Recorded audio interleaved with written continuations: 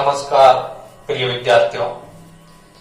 कल की क्लास में अपन ने गुणन संक्रिया को उत्तरीय सूत्र से पढ़ा। आज गुणन संक्रिया को अपन निकलम आधार विधि से करें।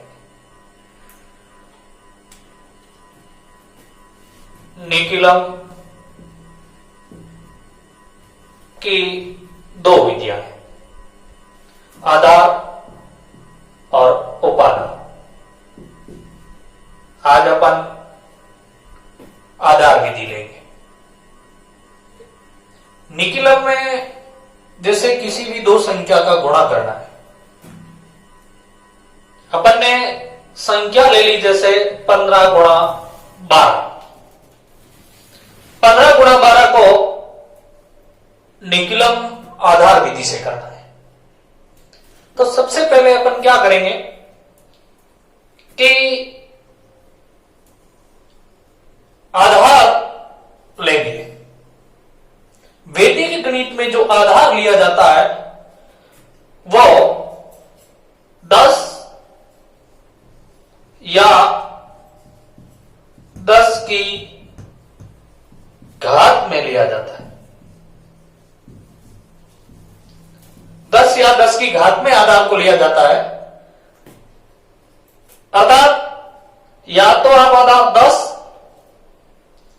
10 नहीं तो 100, 1000, इस तरीके से वैदिक गणित के अंदर जो आधार लिया जाता है वो तो या तो 10 या 10 की घात में लिया जाता है।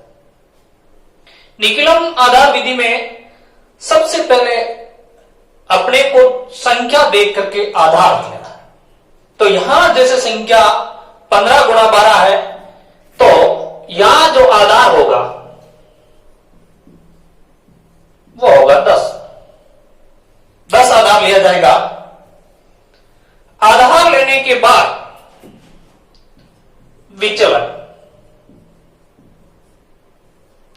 विचलन बराबर होता है संख्या माइनस आधार। जो संख्या है उस संख्या में से आधार को घटाना है। जैसे यहां अपने संख्या है 15 और 12, तो अपन दोनों संख्या का आधार विचलन निकालेंगे। और विचलन का सूत्र है वो है संख्या माइनस आधार। संख्या में से आधार घटाओ। जैसे अपन 15 का विचलन निकालेंगे तो यहां हो जाएगा 15 माइनस आधार अपन ने कितना लिया 10, तो 15 माइनस 10 बराबर 5। दूसरी संख्या अपने पास है 12, तो 12 का जो विचलन लेंगे वो 12 माइनस 10। संख्या में से आधार घटाना है तो 12 माइनस 10 2। तो इस तरीके से संख्या माइनस आधार करके दोनों संख्या का विचलन ज्ञात कर लेंगे। विचलन करने के बाद ऊपर एक तरफ तो लिखना है संख्या और दूसरी तरफ लिखना है विचलन। संख्या के नीचे दोनों संख्या को लिखना है 15 और दूसरी संख्या 12 है तो इसके नीचे 12। विचलन के नीचे 15 का जो विचलन है 5 वो 15 के सामने, और 12 का जो विचलन है 2 वो इस 5 के नीचे। फिर एक लंबी लाइन और इसके 2 भाग कर देंगे। ऑब्लिक लगा के तीसरी लाइन खींच के 2 भाग कर देंगे, बायां और दायां। बाएं भाग में कोई भी एक संख्या, दो संख्या है अपन पास 15 और 12, इन दोनों में से कोई भी एक संख्या आप ले सकते हो। साथ में जो संख्या ले रहे हैं उसके विचलन को छोड़ करके दूसरी संख्या के विचलन को लेना है। जैसे अपन करेंगे, जैसे मान लिया अपन संख्या 15 लेते हैं तो 12 के विचलन को जोड़ोगे 15 प्लस 2। यदि संख्या 12 लेते हैं तो 15 के विचलन को जोड़ोगे, या अपन यो भी कर सकते हैं 12 प्लस 5। दाएं कॉलम के अंदर विचलनों का गुणनफल, दोनों जो विचलन है, दोनों विचलनों का गुणनफल, विचलन 5 और 2 है तो 5 गुणा 2।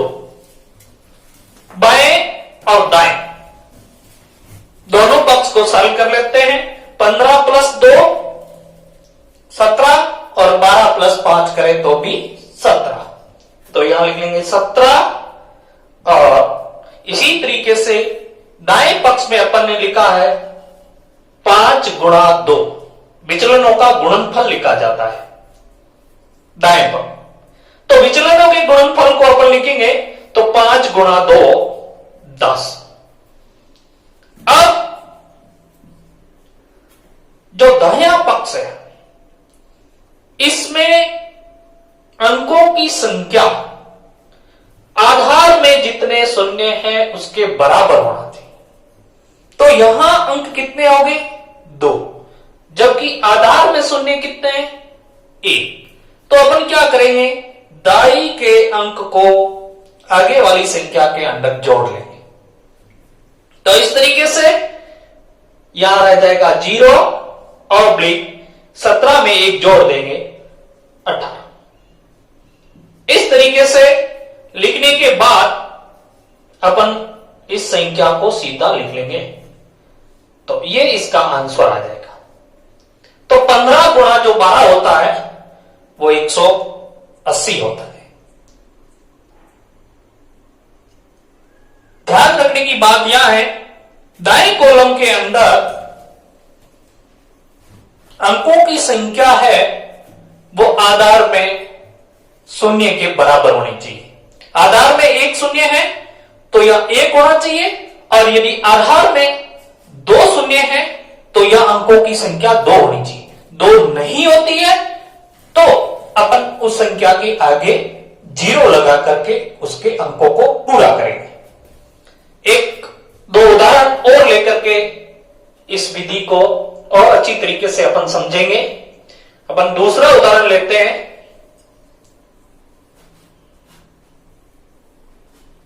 जैसे संख्या ले ली अपन ने 97 गुणा 58। तो मैंने बताया सबसे पहला काम आपको यह करना है कि आधार लेना है। और आधार कैसे लिया जाता है?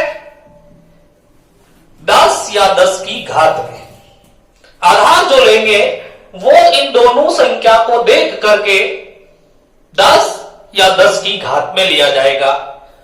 तो यहां जो आधार होगा वो 100 होगा, यहां जो आधार लिया जाएगा वो 100 लिया जाएगा। फिर दूसरा काम आपको जो करना है वो है विचलन ज्ञात। विचलन के लिए मैंने आपको बताया कि संख्या में से आधार घटाना है।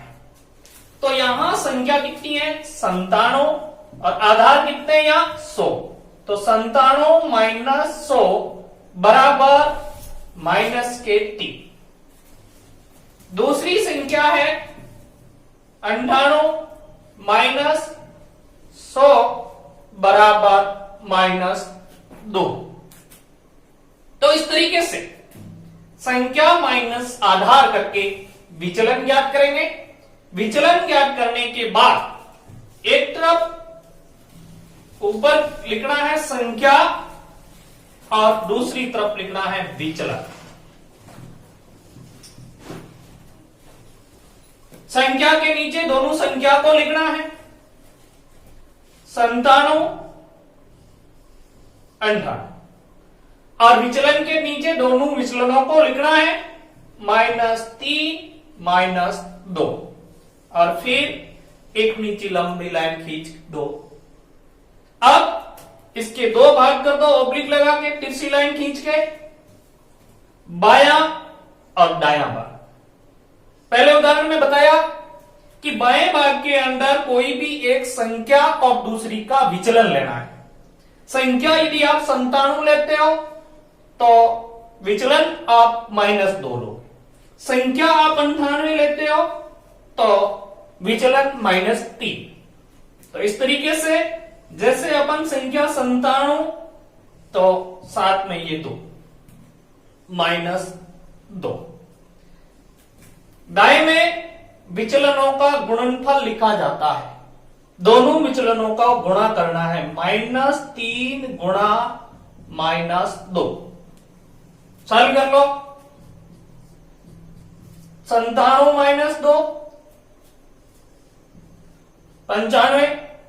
और गुणा करते समय थोड़ा ध्यान देना है, जब संख्या माइनस में होती है तो माइनस माइनस का गुणा करते हैं तो प्लस, तो 3 गुणा 2 6। जैसा कि मैंने पहले उदाहरण में बताया कि यहां जो अंकों की संख्या है वो आधार में शून्य के बराबर होनी चाहिए, लेकिन यहां 1 है अंक और आधार में शून्य की संख्या कितनी है 2। तो क्या करना पड़ेगा, इसके आगे एक 0 लगा करके इनमें अंकों की संख्या पूरी करनी पड़ेगी। तो अगला स्टेप 95 और 6 के आगे 0 लगा लेंगे। अंक बराबर करने के बाद इस संख्या को अपन सीधा लिख लेंगे 95 0 6, इसका गुणनफल आ जाएगा। तो इस तरीके से निकलम आधार विधि से इसको सॉल्व किया जा सकता है। अब तीसरा उदाहरण अपन इसका थोड़ा अलग टाइप का है, तो उस तीसरे उदाहरण को भी ले लेते हैं और उसमें क्या करना है वो भी समझ लेते हैं। जैसे अपन संख्या ले लेते हैं 95 गुणा 103। तो पहला काम तो वही करना है, सबसे पहले इसमें आधार लेना है। यहां आधार कितना हो जाएगा 100, तो आधार के बराबर में लिखना है 100।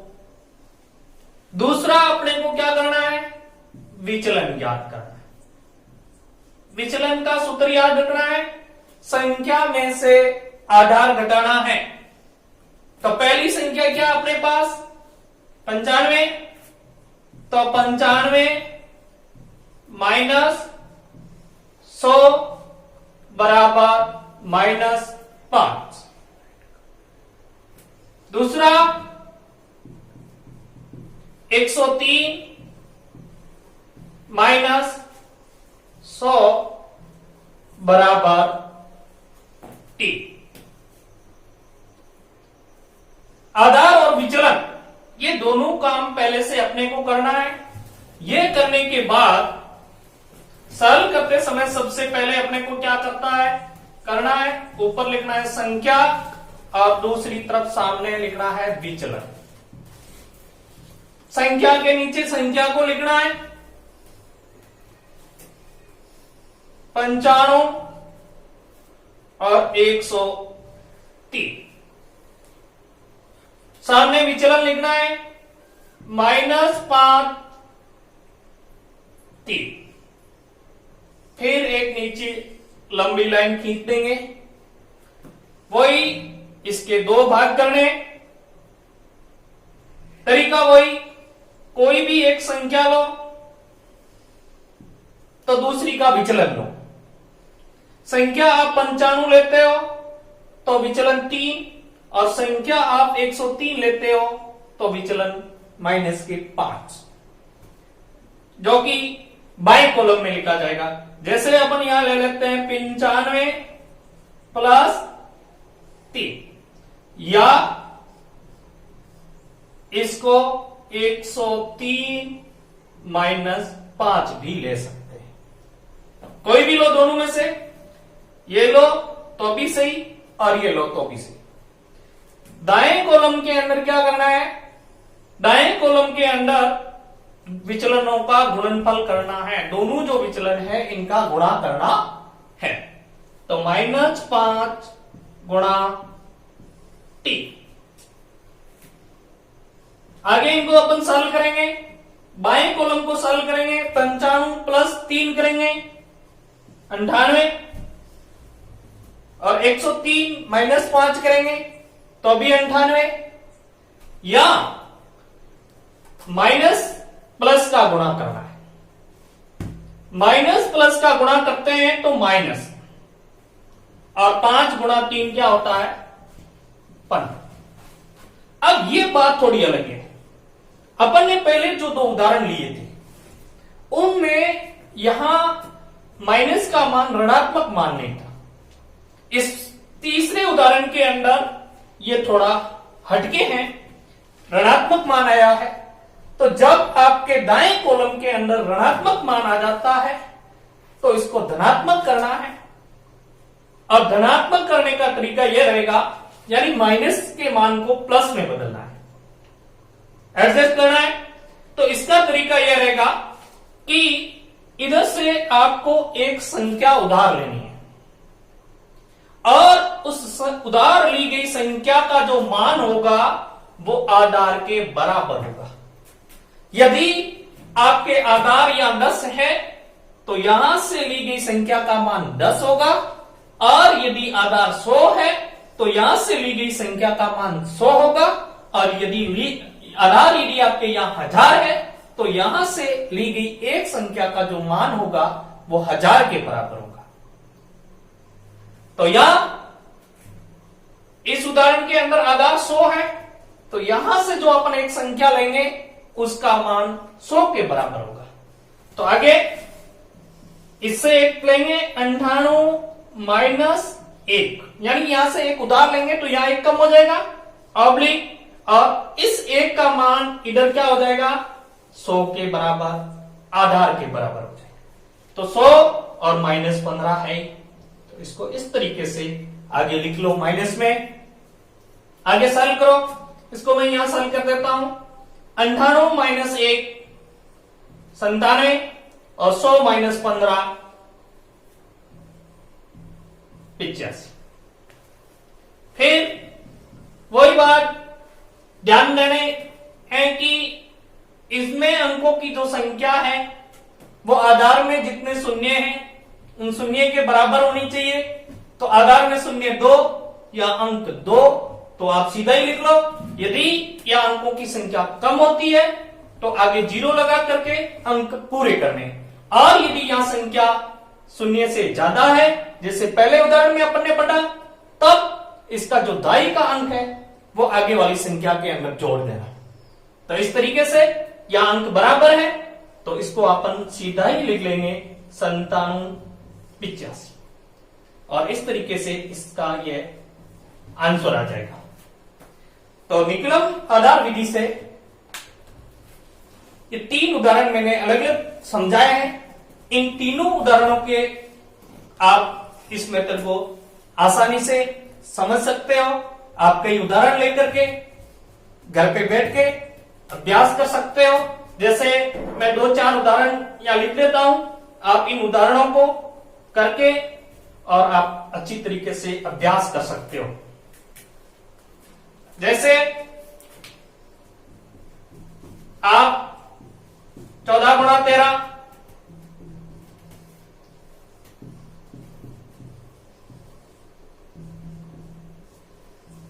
छिन्नू गुणा 98 और 9 गुणा 8,